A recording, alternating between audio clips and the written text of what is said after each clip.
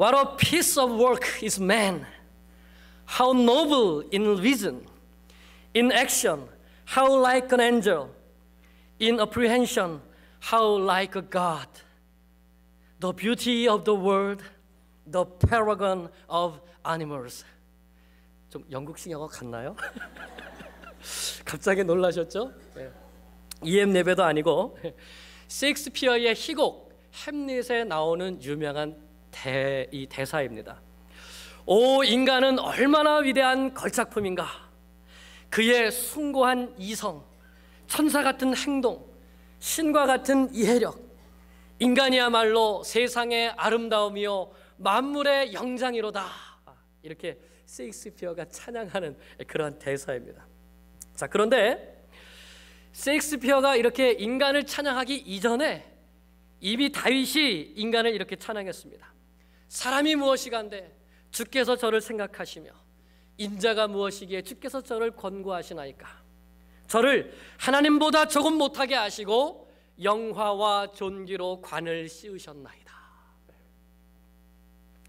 더 중요한 것은 하나님께서도 그렇게 보신다는 것입니다. 내가 내 눈에 보배롭고 내가 너를 존귀하게 여기며 내가 너를 사랑하였노라. 이사야서 43장 4절 말씀입니다. 왜 하나님께서 이렇게 인간을 보배롭고 존귀하게 여기실까요? 그것은 바로 우리 사람 안에 하나님의 형상이 새겨져 있기 때문입니다. 모든 사람에게는 하나님의 형상이 있습니다. 특별히 아담의 범죄로 타락하여서 하나님의 형상이 일그러졌지만 예수 그리스도 안에서 회복된 하나님의 자녀들을 하나님은 너무나도 사랑하시고 너무너무 보배롭게 여기시며 너무너무 존귀하게 여기십니다. 그 사람이 누굴까요? 자신이 없으세요? 그 사람이 누굽니까? 그리고 당신. 오늘 말씀은 하나님께서 사람을 창조하신 일을 기록하고 있습니다. 인간은 창조의 꽃이고 창조의 면류관입니다. 하나님은 사람을 만드실 때 이 사람만 아주 특별한 방법으로 만드셨습니다. 왜냐하면 사람을 위한 아주 특별한 목적이 있으셨기 때문입니다. 오늘 우리 이 말씀을 통해서 과연 나의 가치가 어떠한가, 또 다른 사람의 가치가 어떠한가, 나를 이렇게 지으신 하나님 앞에서 내가 어떻게 살아가야 되겠는가, 이런 결단과 은혜가 우리 가운데 있게 되기를 간절히 축원합니다. 26절 말씀을 같이 보겠습니다. 상반절입니다.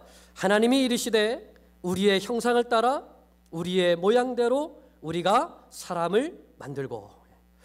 여기에서 우리는 두 가지 사실을 발견하게 됩니다.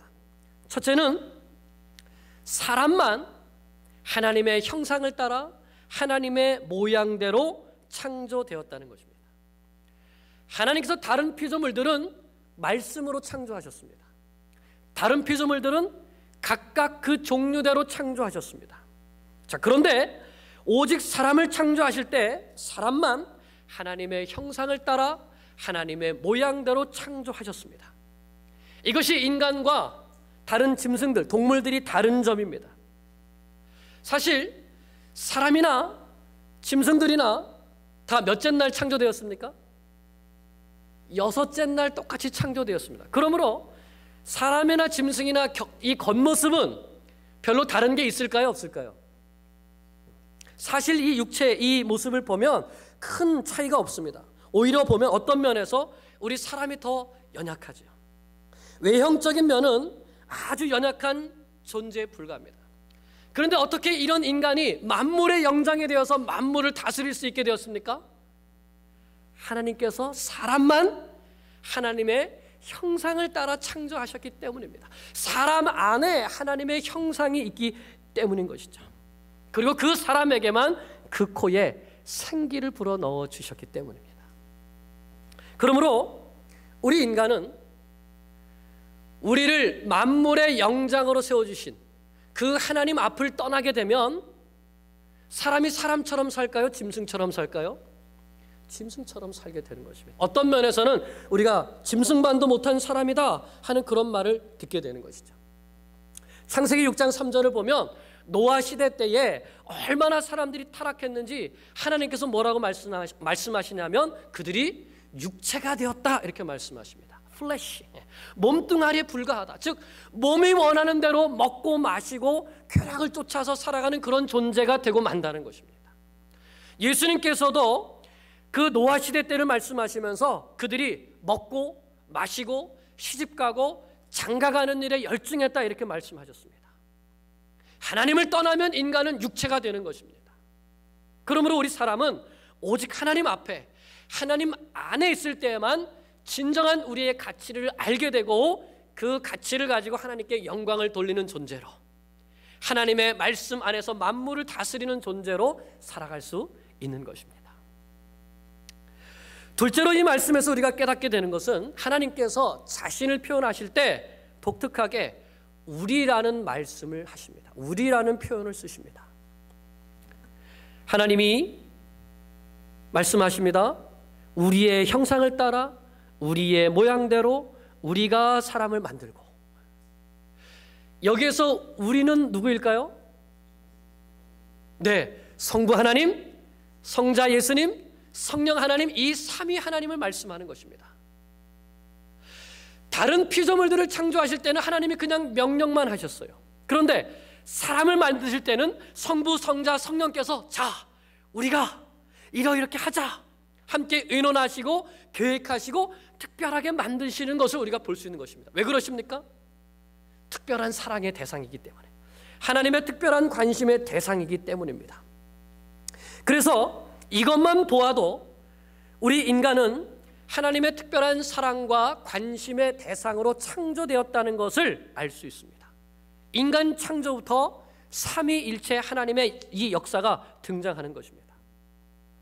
자, 그러면 왜 이렇게 하나님께서 인간을 하나님의 형상을 따라서 이렇게 특별한 존재로 서로 의논하시면서 이렇게 만드셨을까요? 절 보지 마시고 성경을 보셔야지. 자, 26절 하반절에 보면 왜 이렇게 만드셨습니까? 그들로 바다의 물고기와 하늘의 새와 가축과 온 땅과 땅에 기는 모든 것을 다스리게 하자. 그들로 하나님께서 만드신 이 모든 것들을 하나님을 대신해서 다스리게 하시기 위하여서 사람에게만 하나님의 형상을 가진 존재로 창조하신 것입니다. 그래서 하나님의 형상을 닮은 우리 인간이 만물을 다스리는 만물의 영장으로 세워진 것이죠. 이 말씀을 통해서 우리는, 사람은 먼저는 내가 하나님 안에 있어야 되고, 다른 말로 하면 내가 하나님의 다스림을 받아야 되고, 또 그 하나님 안에서 내가 만물을 다스려 나가야 될 존재라는 것을 알게 됩니다. 이렇게 해서 하나님, 인간, 만물이라고 하는 이 하나님의 창조의 질서, 영적인 질서가 세워지게 된 것입니다. 자, 그러면 이제 하나님의 형상에 대해서 좀 더 깊이 생각해 보겠습니다. 26절에는 우리의 형상, 우리의 모양, 이런 말이 나왔습니다. 여기에서 우리의 형상이라고 할 때 형상, 이미지, 이 단어는 히브리어로 젤렘 이렇게 말합니다. 이 단어는 원래는 이 자르다, 베다 이런 동사에서 온 명사예요. 우리 조각가들이 조각을 할 때 뭐 나무를 잘라내고 돌을 쪼아내고 이렇게 하지 않습니까? 그런 모양을 말씀하는 것이에요. 그래서 그렇게 자르고 베어 놓아서 동물이나 사람을 새겨 놓은 모양, 모습, 그것을 말할 때 젤렘 이렇게 말했습니다. 또 우리의 모양이라고 할 때 이 모양, likeness, 이것은 이 히브리어로 데무트 이렇게 말합니다. 데무트. 이 말은 무엇과 비슷한 형체, 무엇과 비슷한 모양, 이것을 말합니다. 어원적으로 살펴보면 하나님께서 우리의 형상과 우리의 모양이라고 말할 때 이것은 사람이 하나님에 의하여서 친히 조각된 하나님을 닮은 존재고 하나님과 비슷한 존재다, 이런 의미를 갖게 되는 것입니다. 그래서 다윗이 인간을 하나님보다 조금 못하게 하셨고 이렇게 찬양한 것이죠. 또 27절을 보면 하나님이 자기 형상, 곧 하나님의 형상대로 사람을 창조하시되 남자와 여자를 창조하셨다고 말씀합니다. 여기에서 하나님의 형상을 라틴어로 아마 들어보신 분이 있을 거예요. 이마고 데이, 하나님의 형상, 이렇게 부릅니다. 인간이 하나님의 형상대로 창조되었다. 자, 이 말씀은 먼저 우리가 오해하면 안 돼요. 인간이 하나님의 형상대로 창조되었으니까 하나님도 우리 사람들처럼 눈도 있으시고 코도 있으시고 입도 있으시고 귀도 있으시고 손도 있으시고 발도 있으신 그런 분이시구나. 그래서 하나님도 우리 사람처럼 생기셨구나, 이렇게 생각하면 될까요? 아니에요. 왜냐하면 예수님께서 분명히 말씀하셨죠. 하나님은 영이시다. 하나님은 영이시니 그래서 우리도 하나님 앞에 나아갈 때 영으로 나아가야 된다고 말씀했습니다. 하나님은 회전하는 그림자가 없으시다 그랬죠. 형체가 없으시다는 말씀입니다. 자, 그러므로 우리 사람이 하나님의 형상을 닮았다라고 하는 것은 하나님의 모습이 이렇게 생겨서 우리가 이렇게 닮았다 하는 것이 아니라 하나님이 가지고 계시는 성품, 하나님의 속성, 그것이 우리 인간에게 주어졌다, 그런 뜻이 되는 것입니다. 좀 더 구체적으로 말하자면 인간이 하나님을 닮아서 지정의를 가진 존재가 되었다. 그런 존재로 창조되었다. 인간이 영이신 하나님을 닮아서 인간도 영인 존재로, 영을 가진 존재로 창조되었다, 이런 뜻인 것입니다. 이것이 우리 사람이 동물들과 구별되는 가장 중요한 특징입니다. 자, 그러면 여러분 이제 조금 더 구체적으로 들어가 보겠습니다. 우리 사람이 하나님의 형상대로 지음받았다고 했는데, 그러면 거기에 우리 사람에게 있는 하나님의 형상이란 도대체 어떤 것일까요? 이 하나님의 형상이 하나님의 성품이라고 했으니까 우리가 우리 안에 어떤 하나님의 성품이 있는가를 알려면 하나님은 어떤 성품을 가지고 계시는지, 하나님은 어떤 속성을 가지고 계시는지를 알면 되겠죠. 많은 성품이 있지만 제가 오늘은 5가지만 말씀을 드리려고 합니다. 자, 첫째는 하나님은 무한한 지식과 지혜를 가지신 분이십니다. 로마서 11장 33절에서 바울은 이렇게 말씀합니다. 깊도다 하나님의 지혜와 지식의 풍성함이요. 사람이 하나님의 지혜를 알 수 있습니까? 없다고 그랬습니다. 천지를 창조하신 하나님을 보면 이 하나님이야말로 무한한 창조 지성을 가지고 계신 분인 것을 알 수 있습니다. 따라서 하나님의 형상대로 창조된 사람만이 하나님처럼 지혜가 있고 많은 지식을 갖게 되어서 이 세상을 살아가게 되는 것이죠. 그렇기 때문에 우리 인간만이 끊임없이 문명을 발전시키고 문화를 이루어 나갈 수 있는 것입니다. 인간은 언어와 글자를 통해서, 문자를 통해서 배울 수 있고 지식을 축적할 수 있고 물려줄 수 있는 능력을 가지고 있습니다.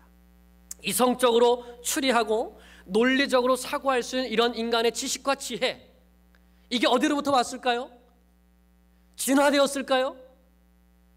하나님의 형상으로 창조되었기 때문에 사람에게만 바로 이러한 무한한 지식과 지혜가 있게 되는 것이죠. 둘째로, 사람이 하나님의 형상을 닮았다는 것은 하나님은 의와 진리가 되시고 거룩하신 분이십니다. 즉 도덕적 존재이십니다. 에베소서 4장 24절을 보면 하나님을 따라 의와 진리의 거룩함으로 지으심을 받은 새 사람을 입으라, 이렇게 말씀합니다.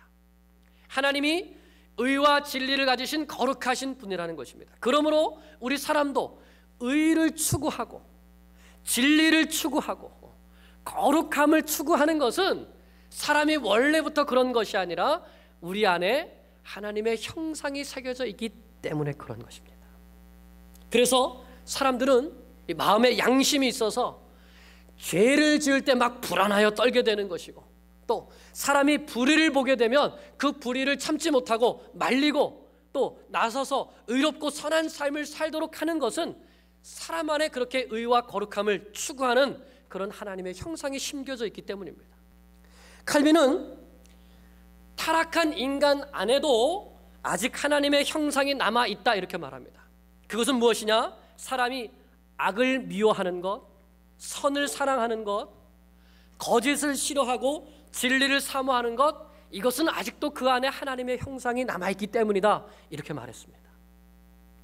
우리가 악을 미워하고 의와 진리를 사랑하는 이런 모습들은 결코 자연적으로 생긴 것이 아니라 사람 안에 하나님의 형상이 새겨져 있기 때문에 그런 것입니다.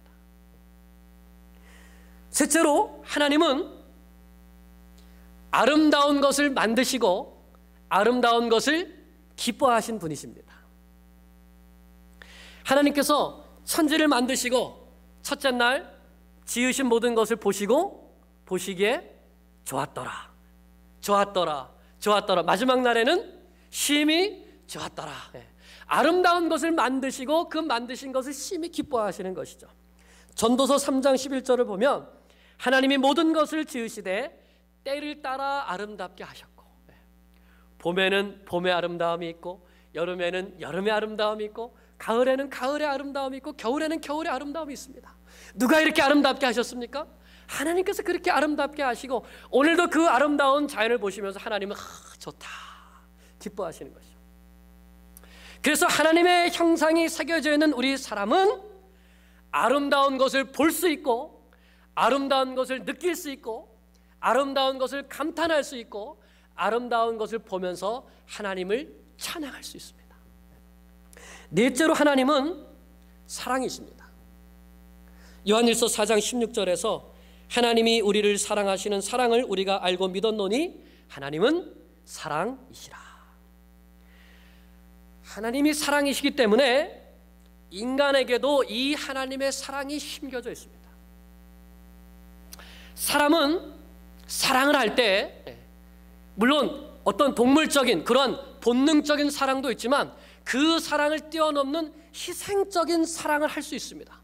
어떻게 사람만 그렇게 할 수 있죠? 사람에게 하나님의 그 희생적인 사랑이 새겨져 있기 때문입니다. 이 사랑은 감정적이고 육체적인 사랑이 아니라 아가페의 사랑입니다. 모든 것을 다 내어주는 사랑인 것이죠. 죄인들을 위하여 자기 아들을 십자가에 내어주신 사랑입니다. 이 사랑이 우리 안에 새겨져 있었고 또 예수 그리스도를 통해서 이 하나님의 사랑이 우리 가운데 부은 바 되었기 때문에 이 하나님의 사랑의 형상을 가지고 있는 하나님의 자녀들은 십자가를 들고 복음을 들고 땅끝까지 나가서 자기의 육신을 희생하고 자기의 생명을 희생하면서 하나님의 사랑을 전할 수 있게 되는 것이죠. 오늘날은 참으로 감각적이고 순간적인 그러한 사랑이 많습니다. 느끼는 대로 행동하고 감정대로 행동하면서 그것이 사랑이라고 말합니다. 그러나 그것은 참 사랑이 아닙니다. 사랑은 함부로 남용할 수 있는 말이 아닙니다. 참 사랑은 오직 하나님의 사랑이고 하나님 안에 있을 때만 가능합니다. 우리가 이런 사랑을 먼저 받았기 때문에 희생하는 사랑, 용서하는 사랑, 참아주는 사랑, 모든 것을 내어주는 사랑을 할 수 있는 것입니다. 우리가 사랑할 수 있는 것은 우리 안에 하나님의 형상이 새겨져 있기 때문입니다. 다섯째로, 하나님은 영적 존재이십니다. 영이십니다. 요한복음 4장 24절에 하나님은 영이시니 예배하는 자가 영과 진리로 예배할지니라. 영이신 하나님께서 하나님의 형상을 따라 사람도 영을 가진 존재로 창조해 주셨습니다. 창세기 2장에 보면은 흙으로 사람을 만드시고 그리고 그 코에 생기를 불어넣으시니 사람이 생명이 된지라. 사람이 비로소 영을 가지고 탄생되게 되었고, 그래서 영이신 하나님과 영을 가진 사람이 영적으로 서로 교통할 수 있는 그러한 관계를 가질 수 있는 그러한 존재가 된 것입니다. 그래서 영을 가진 사람만이 하나님께 영으로 나아가 기도할 수 있습니다. 인간만이 영이 있기 때문에 이 영으로 육체의 본능을 지배할 수 있는 그런 일이 가능한 것이죠. 이처럼 우리가 하나님의 형상으로 창조되었다는 것은 하나님의 무한한 지혜와 지식, 하나님의 의와 진리와 거룩함, 하나님의 아름다움, 하나님의 사랑, 그리고 하나님처럼 영적인 존재로 창조되었다는 것입니다. 그렇기 때문에 모든 사람은 누구든지 보배롭고 존귀한 존재인 것입니다. 이것이 성경적인 인간관입니다. 모든 사람에게는 하나님의 형상이 새겨져 있기 때문에 그 사람이 어떤 사람이든지 어느 나라 사람이든지 어떤 피부색을 가졌든지 기독교인이든지 아니든지 모든 사람은 하나님 앞에 존귀한 사람이다. 여러분, 이것이 세상의 인간관과 얼마나 많이 다릅니까? 여러분, 우리가 사람을 어떻게 보는가에 따라서 사람이 상상할 수 없는 아주 끔찍한 일도 할 수 있습니다. 예를 들어서 독일의 히틀러 같은 사람은 게르만 민족은 우월하고 유태인들은 열등하다, 이런 인간관을 가지고 있었기 때문에 그 유태인들을 홀로코스트하는 이러한 정말 어마어마한 이러한 끔찍한 일도 행할 수 있었던 것이죠. 일본이 행했던 위안부의 문제도 같은 맥락입니다. 독일군이나 일본군이나 이런 사람들이 감히 사람을 대상으로 해서 생체 실험을 할 수 있었던 것도 바로 그런 이유 때문에 그런 것이죠. 그러면 오늘날 사람들의 인간관은 좀 나아졌을까요? 육체적인 인간관에서 좀 나아졌을까요? 물질적인 인간관에서 좀 나아졌을까요? 사실은 그렇지 않은 것 같습니다. 별로 나아지지 않은 것 같습니다. 요즘에 사람이 사람을 보는 눈은 육체적인 모습을 많이 봅니다. 그래서 이런 육체적인 인간관을 가지면 그 사회는 다이어트 열풍이 불고 성형 열풍이 불고 몸짱 열풍이 일어나는 것이죠. 오늘도 여전히 피부색으로 사람을 평가하고 어느 나라 출신이냐 이것으로 사람을 차별하는 일들이 우리 가까이에 있습니다. 한국 사람이라고 일본 사람을 미워하는 것도 마찬가지가 아닐까요? 이 모든 것이 인간이 하나님의 형상으로 창조되었고 인간은 영을 가진 존재로 창조되었기 때문에 존귀하다 하는 이 하나님의 가치가 땅에 떨어진 것입니다. 우리는 성경적인 인간관을 가지고 살아야 됩니다. 그리고 그 인간관을 이 땅에 심어야 됩니다. 모든 사람에게는 하나님의 형상이 있기 때문에 모든 사람은 하나님 앞에 존귀하다. 그러므로 나도 그 사람을 존귀하게 여겨야 된다. 이것이 바른 성경적인 인간관인 것입니다. 아무리 그 사람이 타락하고 본성이 부패하였다 할지라도 그 속에 하나님의 형상이 있기 때문에 우리는 다른 사람을 바라볼 때에 그 안에 있는 하나님의 형상을 가지고 바라봐야 되는 것이죠. 내가 존귀한 만큼 다른 사람도 하나님 앞에 존귀하다는 사실을 명심해야 합니다.